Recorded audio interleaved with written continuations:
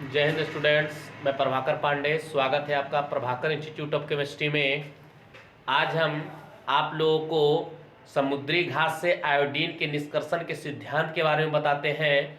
आइए हम लोग सीखते हैं समुद्री घास से आयोडीन के निष्कर्षण का सिद्धांत, है ना। ये क्वेश्चन जो है हमेशा 12th बिहार बोर्ड में पूछे जाते हैं कि समुद्री घास से आयोडीन के निष्कर्षण का सिद्धांत लिखें, है ना। आइए सीखते हैं। सबसे पहले समझिएगा कि गहरे, इसमें एक कहानी की तरह है, उसको आप बस ध्यान से कॉन्सेंट्रेट करके देखिए, सुनिए। इस तरह से आपको ये क्वेश्चन आपको समझ में आ जाएगा, है ना। लिखना होता है तो गहरे समुद्र में लेमिनेरिया एक घास होता है जिसका नाम है लेमिनेरिया, या फिर कहीं कहीं देखिए लिखेगा लेमिनारिया, है ना। ये भी लिखता है लेमिनेरिया, भी लिखता है लेमिनारिया, कोई भी है ना, दोनों सेम चीज है।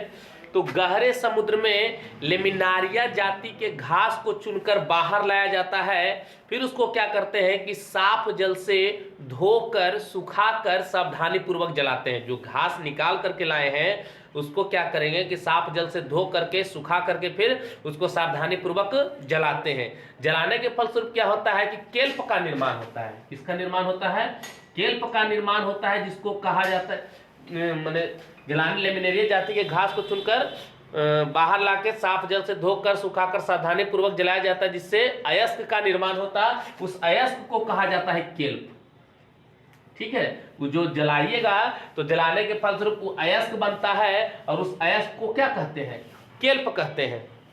इस केल्प में अल्कली मेटल्स के क्लोराइड, सल्फेट, कार्बोनेट, आयोडाइड आदि उपस्थित होता है। उस केल्प में जो होगा अल्कली मेटल्स के कुछ क्लोराइड होते हैं, सल्फेट होते हैं, कार्बोनेट होता है, आयोडाइड होता है, ये सब जो होता है उसमें उपस्थित होता है। फिर क्या करते हैं इस केल्प को कि जल में घोल करके उसका रवाकरण कर देते हैं। जल में उसको पूरी तरीके से क्या कर दिए, घोल देते हैं। घोलने के बाद उसको रवाकरण करते हैं, जिसके फलस्वरूप क्या होता है कि अल्कली मेटल्स के क्लोराइड, सल्फेट, कार्बोनेट जो होता है रवा के रूप में अलग हो जाता है। जैसे एक हमने इसको जल में डाल करके केल्प को जल में हम घोल देंगे ना, तो घोलने के बाद इसमें क्या होगा कि जो कार्बोनेट और सल्फेट जो है वो क्या होगा कि रवा के रूप में अलग हो जाता है, मेरे क्रिस्टल के रूप में अलग हो जाता है, जिसको छान करके इसको अलग निकाल लेंगे, है ना। जिसको छान करके एक अलग बर्तन में निकाल लेंगे। और जो छनित पदार्थ होगा, जो ऊपर में जो बचेगा कार्बोनेट और सल्फेट, वो ऊपर रह गया, जिसको साइड कर देंगे, हटा देंगे।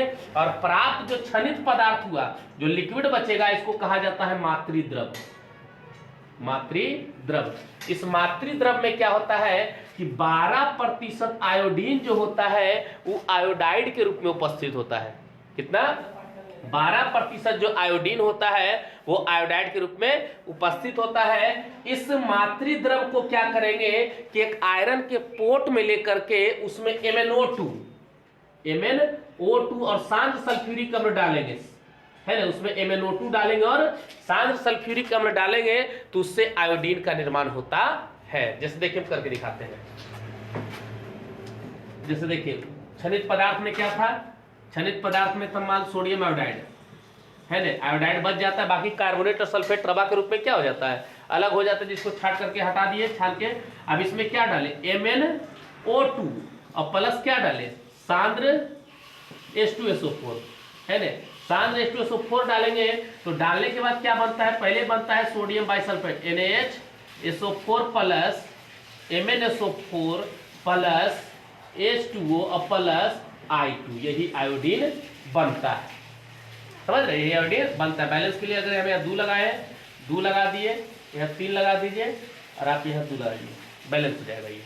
ठीक है, जैसे देखिए सोडियम 2 हो गया, तो यहाँ देखिए सोडियम 2 है, आयोडीन 2 है, आयोडीन क्या है? 2 है, मैग्नीज 1 है, मैग्नीज 1 है, सल्फर देखिए 3 हो गया, तो यहाँ देखिए सल्फर 1 यहाँ है और 2 यहाँ है, 3 है। ऑक्सीजन देखिएगा 4 दूनी 8 और 4 12 और 2 14 है, यहाँ देखिए 4 किया 12 और 2 14। इस तरीके से क्या है? बैलेंस है। फिर से एक बार समझ लीजिए कि गहरे समुद्र में जाकर लेमिनारिया जाति के लेमिनारिया क्या लिखेगा? लेमिनारिया, है ना। गहरे समुद्र में जाकर लेमिनारिया जाति के घास को चुनकर बाहर लाया जाता है। फिर उसे साफ जल से धोकर सुखाकर सावधानी पूर्वक जलाया जाता है, जिससे अयस्क का निर्माण होता है। इस अयस्क को स्केल्प कहते हैं। स्केल्प में अल्कली मेटल्स के क्लोराइड, सल्फेट, कार्बोनेट रवा के रूप में उपस्थित होता है। स्केल्प को क्या करेंगे कि जल में घोल करके उसका रवाकरण करते हैं, जिसके फलस्वरूप अल्कली मेटल्स के क्लोराइड, सल्फेट, कार्बोनेट रवा के रूप में अलग हो जाता है, जिसे छान करके हटा देते हैं। प्राप्त क्षनित पदार्थ को मदर लिक्वर कहा जाता है, जिसको हिंदी में कहते हैं मातृ द्रव। क्षनित पदार्थ को मदर लिक्वर कहा जाता है। इस मदर लिक्वर को एक आयरन के पोट में लेकर उसमें MnO2 और सांद्र H2SO4 को मिलाकर अभिक्रिया कराने के फलस्वरूप आयोडीन का निर्माण होता है। और उस तरह से ये रिएक्शन लिख देना है। ठीक है, यही हो गया आपको समुद्री घास से आयोडीन के निष्कर्षण का सिद्धांत। आपको इस तरह से कहानी की तरह है। कहानी में आप समझ गए होंगे कि पहले गहरे समुद्र में जाना है, घास को चुन के लाना है, फिर उसको धो करके सुखा करके जला देंगे, अयस्क का निर्माण होगा। उस अयस्क को केल्प कहेंगे। उस केल्प में अल्कली मेटल्स के क्लोराइड, सल्फेट, कार्बोनेट उपस्थित है। अब उसको क्या करेंगे, जल में घोल देंगे।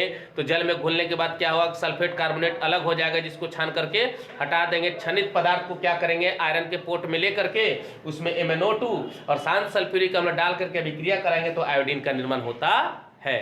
अगर ये वीडियो आपको अच्छा लगा हो, वीडियो को लाइक करें, शेयर करें, इस चैनल को सब्सक्राइब करें। जय हिंद।